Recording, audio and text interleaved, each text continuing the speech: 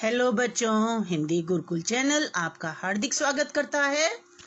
बच्चों, इस वीडियो में मैं आपके लिए खुशखबरी लेकर आई हूँ। कक्षा 11वीं हिंदी कोर यानी हिंदी आधार के छात्रों के लिए बेटा सीबीएसई ने अपना रिवाइज्ड करिकुलम जारी कर दिया है और आपके लिए खुशखबरी ये है कि सिलेबस पहले से काफी कम हो गया है और प्रश्न पत्र का फॉर्मेट भी बदल गया है। आइए अब हम समझते हैं कि सीबीएसई ने क्या चेंजेस किए हैं। हिंदी आधार कोड संख्या 302 यानी 302 और बच्चों 2020-21 के लिए है आपका प्रश्न पत्र जो फॉर्मेट रखा गया है। पहला आपका खंड होता है अपठित का, जिसमें गद्यांश और पद्यांश आते हैं। तो पहला अपठित गद्यांश बेटा, इसमें आप से पूछे जाते हैं गद्यांश पर आधारित बोध, प्रयोग, रचनांतरण, शीर्षक आदि पर प्रश्न। तो ये 10 प्रश्न आएंगे बेटा, या तो एमसीक्यू होंगे या फिर अति लघुत्तरात्मक बहुविकल्पी एमसीक्यू। अति लघुत्तरात्मक माने वेरी शॉर्ट आंसर्स जिनके लिखने होंगे। 10 नंबर का ये प्रश्न हो गया। अपठित काव्यांश भी इसी तरह आएगा, उसमें भी 5 प्रश्न आएंगे, या तो एमसीक्यू होंगे या फिर अति लघुत्तरात्मक बहुत छोटे जिनके आंसर लिखने होंगे। तो 5 नंबर का ये हो गया। तो इस तरह से 15 अंक का आपका ये खंड हो गया। अब बच्चों ख खंड कार्यालय हिंदी और रचनात्मक लेखन। आपकी पुस्तक है अभिव्यक्ति और माध्यम। इस पुस्तक के आधार पर इसमें प्रश्न पूछे जाते हैं। इसमें पहला, दी गई स्थिति या घटना के आधार पर रचनात्मक लेखन। बेटा इसमें आपको विकल्प दिए जाएंगे, चॉइसेस होंगी, है ना, और आपको जो अच्छी तरह से आता हो उसी को अटेम्प्ट करें। निबंधात्मक प्रश्न है, यानी इसका आंसर आपको लंबा बड़ा लिखना है, लगभग 1 पेज सवा पेज का होना चाहिए आपका। अगला प्रश्न है औपचारिक अनौपचारिक पत्र। बच्चों इसमें औपचारिक पत्र और अनौपचारिक पत्र दोनों दिए होते हैं, आपको जो अच्छी तरह से आता हो उसको करिएगा। 5 नंबर का ये प्रश्न है, इसमें विकल्प दिए जाएंगे, एक औपचारिक पत्र होगा, एक अनौपचारिक।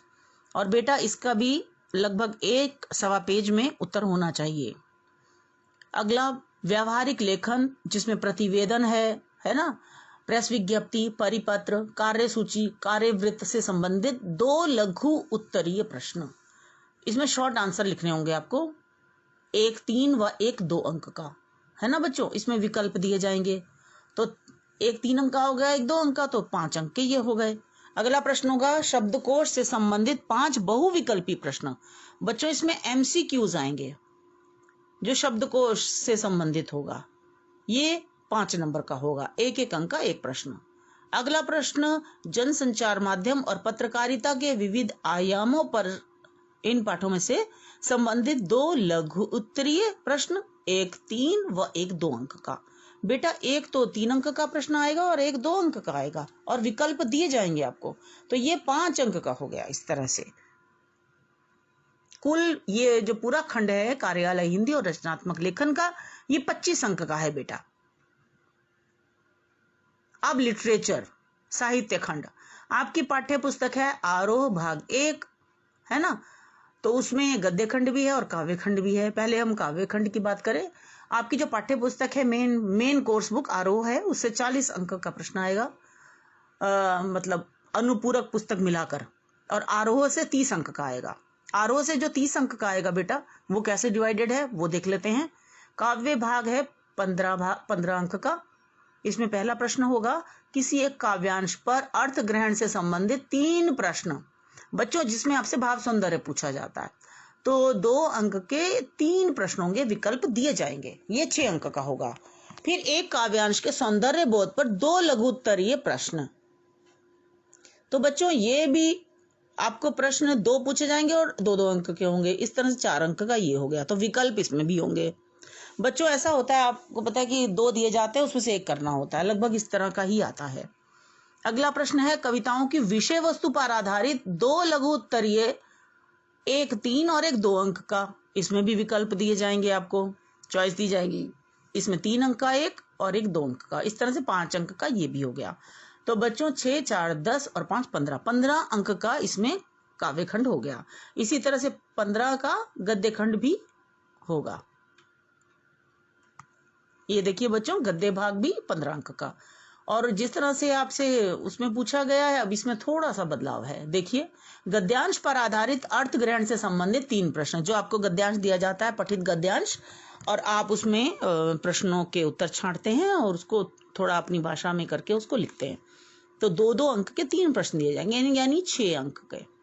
और फिर पाठों की विषय वस्तु पर आधारित 4 में से 3 बोधात्मक प्रश्न, जो आपने पाठ पढ़े हैं, जो सिलेबस में रखे गए हैं बेटा, वो 4 दिए जाएंगे प्रश्न, उसमें से आपको 3 करने होंगे और 3-3 अंक के होंगे। तो इस तरह से 9 अंक के ये प्रश्न हो गए। तो 6 और 9 15। अब है आपकी अनुपूरक पुस्तक, या हम जिसे पूरक पाठ्य पुस्तक भी कह सकते हैं, वितान भाग 1। इसमें पाठों की विषय वस्तु पर आधारित 4 लघु उत्तरीय प्रश्न आएंगे बेटा, 2-3 अंकों के व 2-2 अंकों के प्रश्न, है ना बेटा। देखो, 3 अंक के कितने प्रश्न आ रहे हैं? 2, और 2 अंक के कितने आ रहे हैं? 2। तो बेटा उस हिसाब से 10 अंक के ये प्रश्न हो गए। इस तरह से बच्चों इसको डिवाइड किया गया है। अब ये तो बच्चों पेन पेपर टेस्ट हो गया। पेन पेपर टेस्ट आपका 80 अंक का बना, उसका फॉर्मेट है। अब हमारे पास 20 अंक बचते हैं बेटा। 20 अंक को डिवाइड किया गया है 10 अंक को श्रवण और वाचन में, यानी आपकी श्रवण माने लिसनिंग स्किल, और वाचन आपकी स्पीकिंग स्किल्स। ये जांच करेंगी आपकी टीचर, और इस पे ये 5-5 अंक के हैं दोनों स्किल्स। और फिर परियोजना कार्य है, फाइल बनाएंगे आप, प्रोजेक्ट वर्क है, तो इसके 10 अंक हैं। इन सब नंबरों का डिवीजन कैसे होगा, आपको किन किन विषयों पर काम करना है, ये आपकी टीचर आपको समझाएंगी। फिर भी अगर कुछ बच्चे चाहते हैं या कोई मेरी वीडियो कोई टीचर सुन रहे हैं, अगर वो चाहते हैं तो फिर मैं बता दूंगी इस पर भी। नहीं तो अगर मेरे पास बहुत ज़्यादा कमेंट्स आए और लोगों ने बहुत पूछा, तो मैं फिर उसके ऊपर एक वीडियो भी बनाकर यूट्यूब पर ही डाल दूंगी, अपलोड कर दूंगी। तो इस तरह से ये 20 अंक का प्रश्न हो गया। ये वाला प्रश्न मतलब मूल्यांकन, श्रवण और वाचन 10 अंक, परियोजना 10 अंक। तो ये 20 अंक जो है आंतरिक मूल्यांकन, जिसमें श्रवण वाचन और परियोजना शामिल है, जो विद्यालय के स्तर पर होगा, आपकी टीचर करेंगी। कुल अंक इस तरह से 100 अंक का हो गया। बच्चों, आपको कई बार पता नहीं होता है, कुछ बच्चे कई बार मुझसे कहते हैं कि मैम मेरी आरोह पुस्तक है, मेरा कौन सा कोर्स है, बच्चों को नहीं पता होता।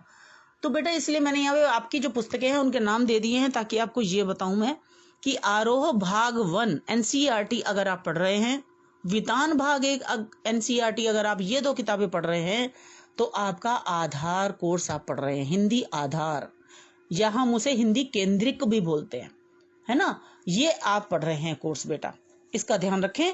और अभिव्यक्ति और माध्यम पुस्तक है, ये चारों कोर्सेज में चलती है। 11th-12th में इलेक्टिव में भी चलती है और कोर में भी चलती है, यानी आधार में भी और ऐच्छिक दोनों में चलती है ये पुस्तक। चारों में हो गया। अब ये देखिए बच्चों, जिसका आपको बहुत समय से इंतजार था कि CBSE क्या करेगा। हमारी पढ़ाई तो ऑनलाइन हो रही है, ऑनलाइन उस हिसाब से नहीं हो पाती पढ़ाई जिस तरह की कक्षा में हो पाती है। तो देखिए, आपका इंतजार दूर हुआ और CBSE ने जारी कर दिया। देखिए, काव्यखंड में क्या डिलीट हुआ है, कौन से पाठ हटाए गए हैं? सत्यजीत राय का अपू के साथ 2.5 साल, सैयद हैदर रजा का आत्मा का ताप, राम नरेश त्रिपाठी की कविता जो है वो कौन सी हटाई गई है? पथिक। बेटा ये अपू के साथ 2.5 साल ये गद्य पाठ है, और आत्मा का ताप भी आपका गद्य पाठ ही है ना। तो ध्यान से इसको देखें, कभी कभी थोड़ी गलती हो जाती है। और बाल मुकुंद गुप्त जो है, इनका विदाई संभाषण, ये भी पाठ है। मन्नू भंडारी का पाठ रजनी है, ये भी गद्य पाठ है ना। तो ये सब आपके डिलीट कर दिए गए हैं बेटा। आगे देखें, आगे और देखिए, ये काव्यखंड है बेटा। इसमें जैसे देखें, त्रिलोचन का चंपा काले काले अच्छा नहीं चीन्हती, अक महादेवी की कविताएं, दोनों कविताएं हटा दी गई हैं। हे बुक मत मचल, हे मेरे जूही के फूल जैसे ईश्वर, ये बेटा हटा दी गई है। और अवतार सिंह पाश की कविता है सबसे खतरनाक, बेटा इसे भी सिलेबस से हटा दिया गया है। ये आपका जो सिलेबस है जो हटा है, इसमें से बेटा कुछ भी आपसे नहीं पूछा जाएगा, ना तो आपसे जीवनी वगैरह कुछ भी नहीं पूछा जा रहा है, केवल आपसे प्रश्न, और इस बार प्रश्न ही पूछे जा रहे हैं केवल। ठीक है बेटा। तो आपने उसी तरह से तैयारी करनी है। बेटा मेरी आपको एक सलाह है, क्योंकि इस बार एमसीक्यू शामिल किए गए हैं, तो एमसीक्यू पाठ में से कहीं से भी आ सकते हैं, तो आप पाठों को अच्छी तरह से गहन अध्ययन करें, उनका पाठों का बहुत अच्छी तरह से पाठ पढ़ें। नहीं तो ज़्यादातर बच्चे क्या करते हैं कि सिर्फ सारांश पढ़ लेते हैं और फिर प्रश्नोत्तर को पढ़ लेते हैं। बेटा ऐसा ना करें, किताब पढ़नी भी ज़रूरी है एमसीक्यू के लिए। बच्चों मुझे आशा है कि आपको ये वीडियो अच्छी लगी होगी। तो बेटा सबसे बड़ी बात कि आप मुझे कमेंट्स में ये लिखकर ज़रूर बताएं कि आपको ये सिलेबस के बारे में सुनकर कि सिलेबस कम हो गया है, आपको कैसा लगा, आप कैसा अनुभव कर रहे हैं, क्या आप राहत महसूस कर रहे हैं? मुझे कमेंट्स में लिखकर ज़रूर बताइए बेटा, क्योंकि मुझे ये लगता है कि जैसे ही कोई महत्वपूर्ण जानकारी आती है कि मैं तुरंत बच्चों तक पहुंचाऊं और बच्चे उसे देखें और उसे इम्प्लीमेंट करें। बेटा आपके पाठ्यक्रम और अन्य महत्वपूर्ण जानकारी के लिए इस चैनल पर बने रहिए। इस वीडियो के नीचे डिस्क्रिप्शन में देखना न भूलें।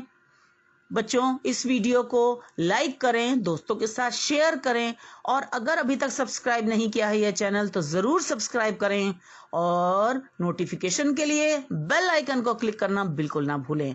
बच्चों आप बेल आइकन क्लिक करेंगे, आपके पास सूचना तुरंत पहुंच जाएगी। जैसे ही हम वीडियो डालेंगे आपके पास तुरंत सूचना पहुंच जाएगी। आगे भविष्य में अगर कोरोना का ये जो संक्रमण है ये जल्दी दूर हो गया, हो सकता है सीबीएसई फिर कुछ हेर फेर करे, वो प्रतिदर्श प्रश्न पत्र में भी शायद आए, तो बेटा अगर कुछ ऐसा आता है तो आपको इसी चैनल पर जानकारी जरूर मिलेगी। तो बने रहिए हिंदी गुरुकुल चैनल के साथ। तो मिलते हैं अगली वीडियो में अगली जानकारी के साथ। धन्यवाद प्यारे बच्चों।